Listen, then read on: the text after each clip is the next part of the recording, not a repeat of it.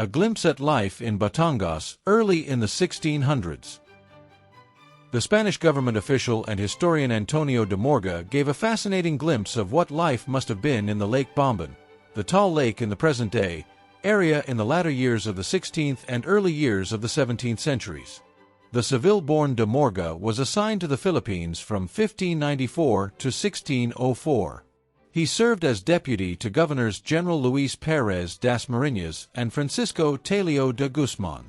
Upon his reassignment to Mexico in 1609, he published a narrative on life in the Philippine Islands, which is considered among the most important sources of information about the country during the early years of Spanish colonization. De Morga described Lake Bonbon as 20 leguas, or leagues from Manila, the Spanish league understood to be roughly 3 miles. The lake, he wrote, was not as extensive as the former, in reference to Laguna de Bay, but with a great abundance of fish. This was a time when Taal Lake was still a marine ecosystem that was connected to Balayan Bay by a wide channel, rather than the freshwater environment it has become in the present day. He went on to describe how the natives caught the fishes by building corrals or cages made of bihucos. These bihucos, according to de Morga, were slender canes or rushes, solid and very pliant and strong. These are employed for making cables for the natives' boats, as well as other kinds of ropes. De Morga was likely referring to a climbing vine, which in the Philippines is better known in the present day as rattan. They, the natives, de Morga went on, catch the fish inside these corrals, having made the enclosures fast by means of stakes. Apart from using corrals, the natives also caught fishes using fishing nets called the atarayas, esparavals, and barderas. In their annotations to Volume 16 of the series, The Philippine Islands, Emma Helen Blair, James Alexander Robertson, and Edward Gaylor described the ataraya as a species of fishing net, the esparavel as a round fishing net which is jerked along by the fisher through rivers and shallow places, and the bardera as a net of which the meshes are closer and tighter than those of common nets, and used for catching smaller fishes. A final way of catching fish, de Morga wrote, was with hand lines and hooks, as was done elsewhere all over the world. For food, the natives frequently had a fish as small as the perees, a Mediterranean species which grew on average no more than 3 inches. These natives, de Morga went on, seemed to prefer this fish, which they called the laulau, to larger ones. They dried and cured the laulau under the sun and had various styles of cooking it. In their notes, Blair, Robertson, and Gaylor cited José Rizal's conjecture that the laulau was probably either the Sardinella tallis or the dillis, the Philippine anchovy. The website Philippine Foodie, however, lists a present-day fish called laulau, or scientific name Sardinella brachysoma.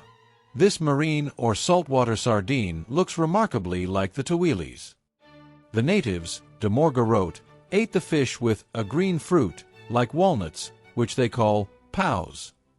According to Rizal, this paus was, in fact, the miniature mango called paho, scientific name Mangifera altissima. Since the H is not pronounced in Spanish, pajos would have indeed sounded like paus if said by a Spaniard.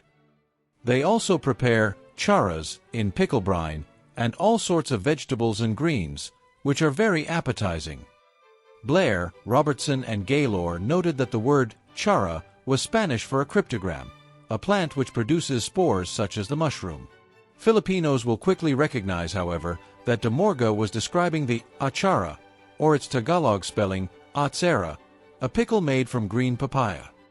De Morga further wrote that the natives also stored in quantities instead of the expensive saffron, a poor man's version called the kasubha.